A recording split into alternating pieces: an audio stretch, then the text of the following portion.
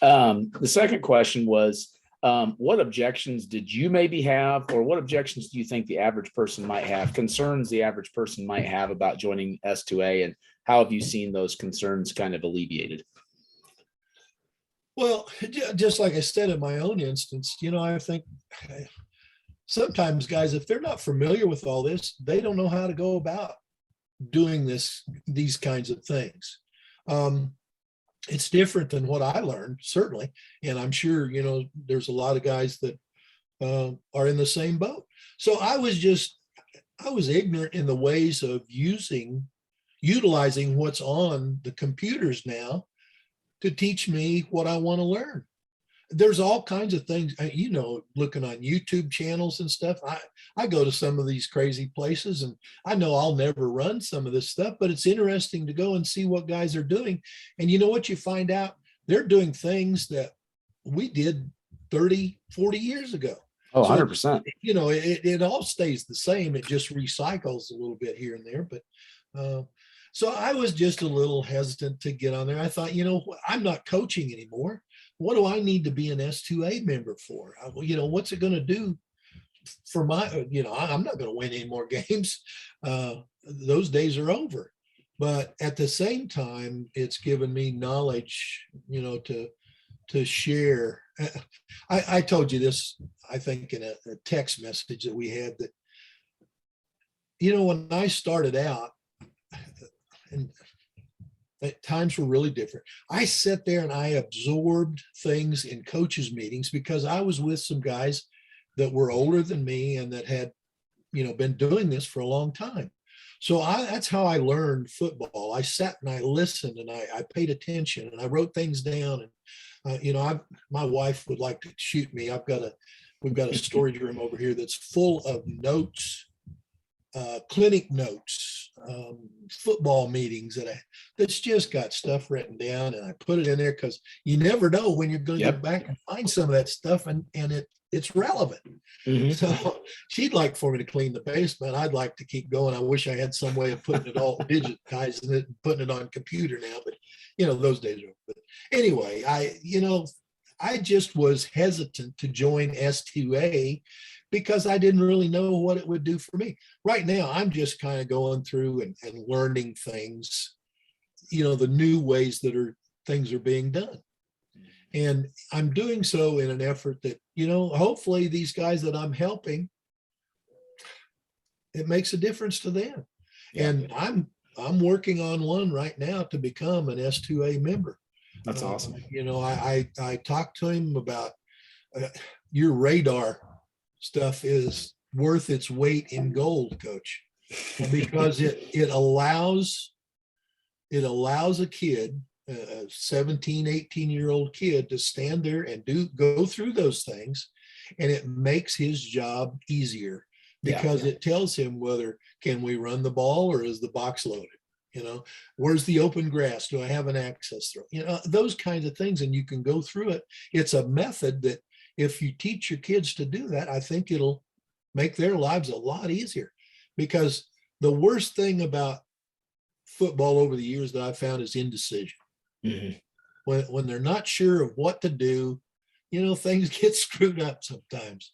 I don't know, probably the classic example, we used to trap and do that stuff all the time. Well, the worst thing in the world you can see on film is two guards pulling and trapping and meeting behind the center. Those kinds of things happen all the time. So I think that radar is great. It helps them to, all right, I'm behind the center now, I'm ready to take the snap. What do I do? Well, I can sit there and I can read the box, and I can determine what the coverage is, and what down and distance, I think, is very important. Mm-hmm. Because kids don't think like that. We learned how to play out on a playground. Mm-hmm. We didn't learn how to play using our thumbs. That just drives me nuts. That down and distance is very important because it determines a lot of times what you're going to do as an offensive play caller. It also determines a lot of times, and I was a defensive coordinator. I started out on the defensive side. It determines, what am I going to do? What am I protecting? If it's 3rd and 2, I'm not going to play deep, and we're going to crowd the ball and come get you. Yeah. So, I mean, those kinds of little things need to be touched on every day. And I thought that was a great, that radar video is tremendous. I applaud you for that. And I really enjoyed going through that and watching the film and you talking us through it. That helped me understand it even better. So I just think coaches need to cut loose a little bit and don't be afraid to touch base with an S2A and learn some things. It may be different than what you're used to. So what? You can set, and you don't have to use it all. There's no way in the world I could use everything that you teach on there. But there are a lot of things that really, when I see it, just like the radar, it set off a little bell in my back of my little pea brain and said, boy, that would have been great to be able to use that when you were coaching. So Yeah. That's why I think coaches are just a little hesitant. Sometimes it may be the money. That was one thing with me. Being an individual.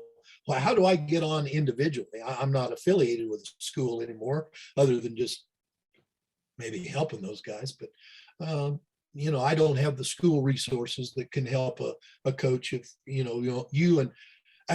if a head coach. Sorry, I'm getting off track, but I just thought if I'm a head coach today, and I've got a staff of maybe younger and older guys, I don't think there's anything better than you can do than to invest in something like the S2A so that you and your coaches can sit down and talk about things and understand what's going on. Because as a young coach, I told you, when I sat there, I was writing down stuff and I was trying to learn. If we'd have had things like this where I can sit down, okay, we're at school all day teaching kids. We go to practice for 2.5 hours afterwards. We go home, we eat our dinner, and we sit down and we think, oh, I had a tough. If I could have sat down and gone back and looked at some of these videos, Coach, it would have been invaluable to me because it would have given me a chance to reflect on what I was teaching, how I was teaching it, how the kids were responding to it. Yeah, it would have just opened up so many doors for me. So Well, I hope that answered your question. It did 100%. And I love the feedback, the radar course, when we made it, we just kept getting questions from coaches about how do you read an RPO? And I would start explaining it to them. And then finally I'm like, well, daggum, I just need to put this all down. And obviously you've seen the course. It's some whiteboard, but it's also some game film, and it takes you through how it's done. And we've had really good feedback. And obviously I'm glad you enjoyed it, because I think it's only about an hour long. But it's what we use to teach our quarterbacks. Every time we have my quarterbacks get so daggum frustrated with me. Every time we have a meeting, we do that same thing. Good. Every time. Good. Let me ask you a question. Have you ever won the Golden Apple Award in your state? Do you have a Golden Apple? Do you know what that is? They do that here where they recognize teachers of excellence, and they give you a Golden Apple.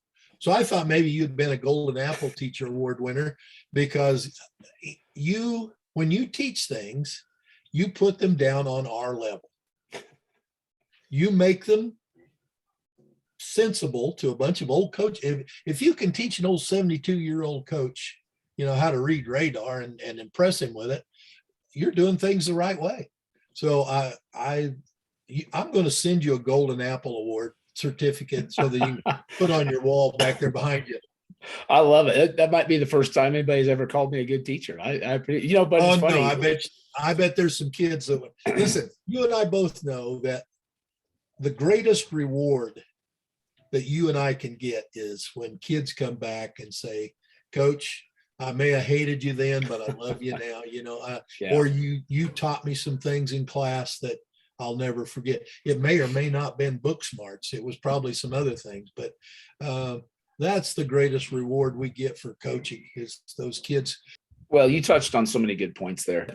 I think you're right. I tell people, we've been interviewing coaches, it's that time of year where guys are, wanting to move around to April and everything. So contracts are out here. So we've been interviewing guys, and I tell them all the time, like, we've had several young men come in and they're like, well, Coach, I coach DBs, but you need a tight ends coach. I probably can't learn that. And I'm like, listen, if I said, I think I'm a good enough teacher that I can teach you what I want you to know. But I've told several people, and you just hit on it, I said, if you build really strong relationships with kids, if they respect you and they believe in you and you're willing to be, or you are a good teacher, it doesn't really matter what position you coach. You know, No. it doesn't really matter whether you say like, and I tell our coaches all the time, my D line coach, I think is the best coach I have on staff.